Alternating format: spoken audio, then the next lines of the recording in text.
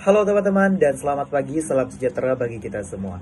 Kali ini saya akan melaksanakan ujian akhir semester pada mata kuliah pemahaman peserta didik dan pembelajarannya. Kali ini saya akan menyempurnakan perangkat pembelajaran dengan memperhatikan kebutuhan peserta didik di kelas 3.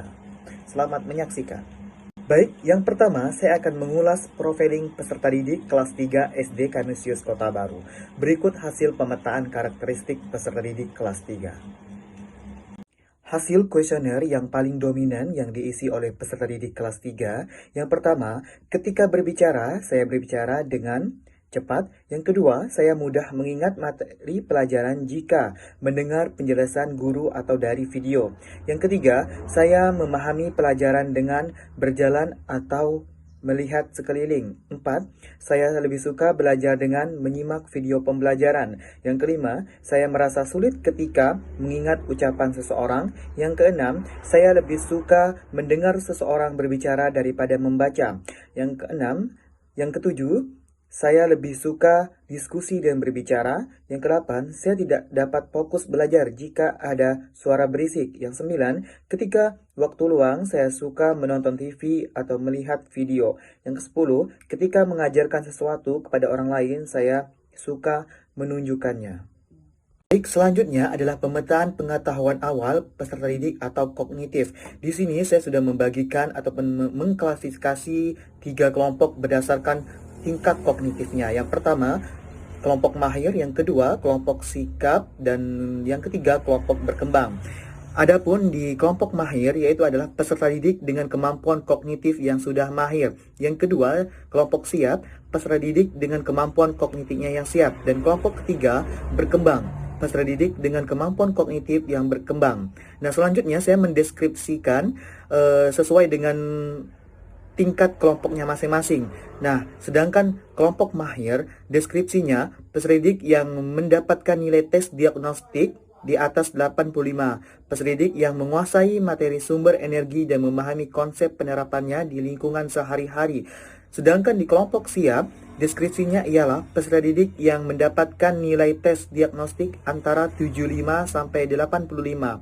Dan selanjutnya, peserta didik yang menguasai materi sumber energi dan namun masih sulit memahami konsep penerapannya. Selanjutnya di kelompok berkembang, deskripsinya ialah peserta didik yang mendapatkan nilai tes diagnostik di bawah 75 dan peserta didik yang belum menguasai materi sumber energi dan belum memahami konsep penerapannya. Selanjutnya, saya sudah menerapkan pembelajaran berdiferensiasi yaitu diferensiasi proses. Pada kelompok mahir, peserta didik dengan kemampuan kognitif yang sudah mahir hanya diberi penguatan, konfirmasi atas jawaban dan motivasi. Sedangkan di kelompok siap, diferensi prosesnya, peserta didik dengan kemampuan kognitif yang siap diberi scaffolding namun tidak penuh sebagian oleh guru dan scaffolding oleh teman sebayanya. Sedangkan di kelompok berkembang, diferensi prosesnya, peserta didik dengan kemampuan kognitif yang berkembang diberi scaffolding penuh.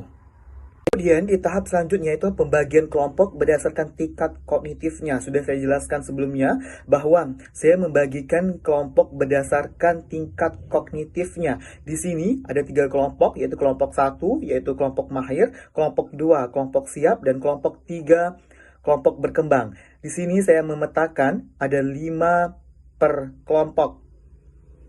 Baik, selanjutnya adalah pemetaan latar belakang budaya peserta didik kelas 3. Keseluruhan peserta didik kelas 3 berjumlah 15 peserta didik. Nah, dari 15 peserta didik, ada 1 dari suku Kodi, yaitu di Sumba Barat di Provinsi Nusa Tenggara Timur. 14 lainnya dari suku Jawa. Baik, selanjutnya, apakah peserta didik saling berinteraksi dan saling melakukan proses pembelajaran tanpa membedakan status sosial? Peserta didik kelas 3 mampu berinteraksi dan melakukan proses pembelajaran tanpa membedakan status sosial. Ini dibuktikan dengan kemampuan berinteraksi dan berdiskusi tanpa memandang rendah satu sama lain. Selain itu, penempatan tempat duduk disamaratakan tanpa dibeda-bedakan. Nah, selanjutnya, apa gaya belajar yang disukai oleh peserta didik di kelas 3? Peserta didik kelas 3 cenderung memiliki gaya belajar visual. Mereka lebih mudah memahami materi dengan melihat gambar atau tayangan. Selanjutnya, sejauh mana kelas dan ruang pembelajaran lainnya menjadi ruang ekspresi diri yang sehat untuk peserta didik? Peserta didik kelas 3 sudah menjadi ruang pembelajaran dan ruang ekspresi yang sehat untuk peserta didik. Dibuktikan dengan adanya kebebasan bertanya dan berpendapat untuk peserta didik itu sendiri. Nah, selanjutnya, apakah semua proses pembelajaran yang sudah dilakukan melibatkan lingkungan belajar peserta didik untuk mencapai pembelajaran yang optimal? Semua proses pembelajaran yang telah dilakukan sudah melibatkan lingkungan belajar peserta didik. Hal ini dibuktikan pemanfaatan lingkungan di dalam sekolah, rumah, dan masyarakat sebagai sumber belajar yang kontekstual bagi peserta didik di kelas 3. Penggunaan media lingkungan sekitar sebagai sumber belajar memiliki pengaruh signifikan terhadap hasil belajar peserta didik di kelas 3. Selanjutnya, bagaimana peran lingkungan peserta didik untuk mencapai pembelajaran yang optimal? Yang pertama itu perlunya konsentrasi. Lingkungan belajar yang nyaman dan kondusif membantu peserta didik berkonsentrasi lebih baik dalam proses belajar. Yang kedua, pemahaman. Pemanfaatan lingkungan sebagai sumber belajar dapat meningkatkan pemahaman dan hasil belajar peserta didik. Yang ketiga, perkembangan. Lingkungan yang baik akan memberikan dampak positif bagi proses belajar peserta didik. Sedangkan lingkungan yang buruk dapat menghambat perkembangan. Yang keempat itu kesiapan belajar. Kesiapan belajar peserta didik terhadap lingkungan belajar dan kesiapan belajar sendiri berpengaruh terhadap prestasi belajar.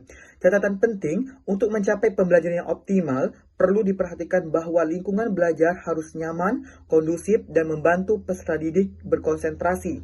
Pemanfaatan lingkungan sebagai sumber belajar dapat meningkatkan pemahaman dan hasil belajar, serta membantu peserta didik tingkatkan kesiapan belajar mereka.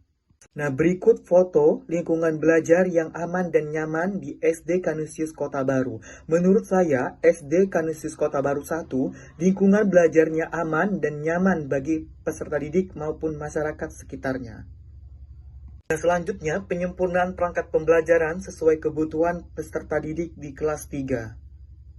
Menurut saya, rencana pelaksanaan pembelajaran atau RPP yang telah dirancang sudah memenuhi kebutuhan peserta didik di kelas 3, di mana RPP yang sudah dirancang telah mencakup pembelajaran berdiferensiasi, tujuan pembelajaran yang dibuat telah sesuai dengan indikator pembelajaran, strategi pembelajaran sudah disesuaikan dengan karakteristik peserta didik itu sendiri, dan juga asesmen yang telah dirancang sudah memenuhi asesmen diagnostik, formatif, dan sumatif.